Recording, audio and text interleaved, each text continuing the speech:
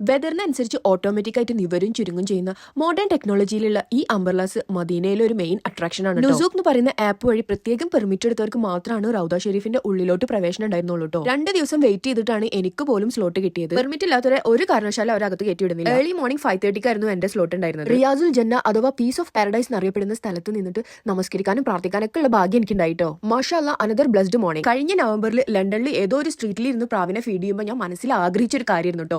ജനുവരിയിൽ എനിക്ക് മദീനത്ത് പോയിട്ട് ഇതുപോലെ ഫീഡ് ചെയ്യാൻ പറ്റണേന്ന്. അതുകൊണ്ട് ഞാൻ ഭയങ്കര ഹാപ്പി ആയിരുന്നു. ഒരു മാനിഫെസ്റ്റേഷൻ കം ട്രൂ മൊമെന്റ് ആയിരുന്നു എനിക്കത്. തിങ്കളാഴ്ച മദീനത്ത് നിന്ന് സ്റ്റാർട്ട് ചെയ്തിട്ട് വെള്ളിയാഴ്ച മക്കത്ത് അവസാനിക്കുന്ന രീതിയിലുള്ള 5 ദിവസത്തെ പാക്കേജ് എടുത്തിട്ടാണ് ഞാൻ പോയിട്ടുണ്ടായിരുന്നത്. ചരിത്ര പ്രസിദ്ധമായിട്ടുള്ള ബദർ, ഉഹദ്, ഖന്തക്ക് തുടങ്ങുന്ന യുദ്ധഭൂമിയും പരിസരങ്ങളും, അതുപോലെ സൽമാനുൽ ഫാരിസ് റളിയല്ലാഹുവിന്റെ ഈന്തപ്പഴത്തോട്ടവും, ഫാത്തിമ ബീവി റളിയല്ലാഹുവിന്റെ വീടും, നബിയുടെ ജനാസ കുളിപ്പിക്കാൻ വെള്ളമെടുത്ത കിണറും, അങ്ങനെ കുറെ പ്രദേശങ്ങൾ ഈ ഗ്രൂപ്പ് വഴി പോയി കഴിഞ്ഞിട്ടുണ്ടെങ്കിൽ നമുക്ക് കാണിച്ചു തരും. ലോകമെമ്പാടും ഡിസ്ട്രിബ്യൂട്ട് ചെയ്യുന്ന പരിശുദ്ധ ഖുർആൻ അച്ചടിക്കുന്ന സ്ഥലത്തേക്കും അതുപോലെ നമ്മൾ ഇവർ കൊണ്ടുപോയിട്ടുണ്ടായിരുന്നു കേട്ടോ. അങ്ങനെ ബുധനാഴ്ച രാവിലെ ഉംറ നിർവഹിക്കാൻ വേണ്ടിയിട്ടുള്ള ഇഹ്റാമിന്റെ കുളി കഴിഞ്ഞിട്ട് നമ്മൾ മദീനയോട് വിട വാങ്ങണം കേട്ടോ. അങ്ങനെ ഉംറ നിർവഹിക്കാന്നുള്ള ദൗത്യമായിട്ട് മദീനത്ത് നിന്ന് മക്കയിലേക്കുള്ള ലോങ് റോഡ് ജേർണി ഞങ്ങൾ സ്റ്റാർട്ട് ചെയ്തു കേട്ടോ. എന്റെ സ്റ്റോറീസും പോസ്റ്റും കണ്ട് ഇൻഫ്ലുവൻസ് ഫോളോവേഴ്സിലെ കുറച്ച് പേര് ഉംറ ചെയ്തു എന്ന് അറിഞ്ഞാൽ എനിക്ക് ഭയങ്കര സന്തോഷമായിട്ടുണ്ട് കേട്ടോ. യു കെ എന്നുള്ള ഉംറ ജേർണി റിലേറ്റഡ് ആയിട്ടുള്ള എന്ത് ക്വസ്റ്റ്യൻസ് ഉണ്ടെങ്കിലും I am very happy to help U.